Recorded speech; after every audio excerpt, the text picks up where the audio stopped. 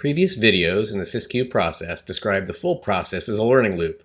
Astute viewers familiar with organizational learning will see the SYSQ learning loop bears similarities to the Ladder of Inference, developed by Chris Argyris.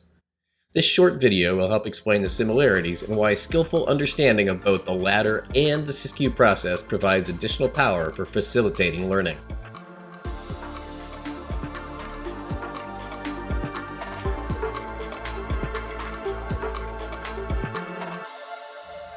According to Argyris, when evaluating a situation, we will apply several steps in what he calls the Ladder of Inference.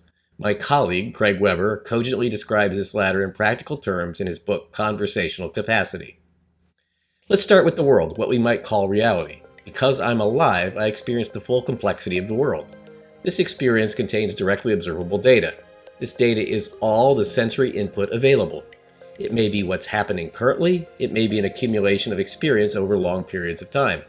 This data includes what I see, read, smell, and feel, even gut feelings and intuition.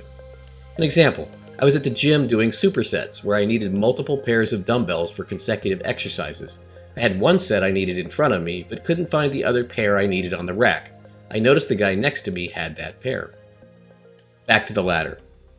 I can't possibly handle the multitude of available data, so by necessity I filter out what I think is most important.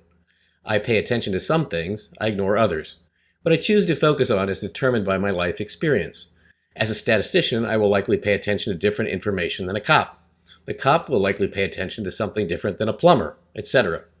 The first step, first rung on the ladder, is to filter. Filtering is what we all do in the SYSQ process by choosing what's important to focus on. All remaining steps are predicated on what we filter in and out. So our experience, our profession, fundamentally determines any conclusion. And notice that this is the frame step in the SYSQ process. In my example, there was so much happening at the gym at the time. What I focused on was dumbbells I needed weren't on the rack, but a set was under the guy's bench next to me. And he wasn't using them, just reading his stupid phone, and I felt anger. Next, after selecting data, after the filter step, I apply my knowledge, which is based on experience. I use this knowledge, or expertise, to make inferences about the data. I develop assumptions to determine why something's happening. I apply reasoning to the data I've selected. This rung of the ladder is making inferences. This rung is the model step of the process, where we build a mental map or theory of the cause of what we want to improve. So, I'm a rule follower after years in a competitive marching band.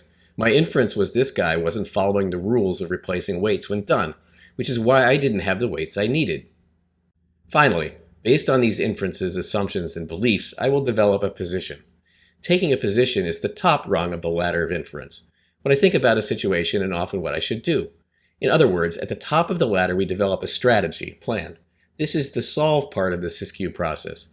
In my example, I conclude, my position is, the guy is an inconsiderate gym member who needs to be dealt with for their rudeness. This looks linear, but in reality what I conclude at the top determines my future actions, and those feedback in the form of more directly observable data. This is the act step in the SYSQ process. My action might be to report the guy or confront him. Further, the conclusions we reach at the top and the assumptions we make along the way will influence what we filter or focus on in the future. The conclusions we make at the top rung determine what we frame as an issue, what data we select and exclude. In my example, while I was seething, I finally looked under my weight bench, and lo and behold, the weights I needed were there. I had been hoarding them too. If I hadn't seen that, however, I would have been conditioned to look for other examples of this guy's inconsiderate nature. This likely would lead to my succumbing to confirmation bias and not seeing examples of considerateness. We unconsciously seek confirmation bias all the time.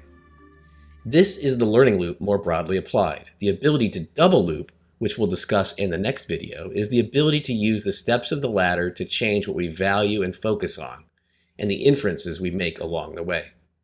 An important point, just as I discussed in previous videos, we often unconsciously jump up the ladder from data to conclusions. We react. We move from experiencing sensory information to taking action. We don't realize that we've made several steps, several leaps up the rungs, from the real world to our conclusions and actions. We go straight to solutions. This unconscious reactions can create chaos. Imagine if I didn't take the time to be aware at the gym, I could have gotten into an unnecessary argument. Keeping the ladder of inference in mind, as well as the learning loop described in detail in this series, will keep you from reflexively reacting to being more conscious and developing and improving your mental models. You'll be able to learn more effectively, and when required, you'll be able to harness that process to double loop learn. We'll explore double loop learning in the next video in this series.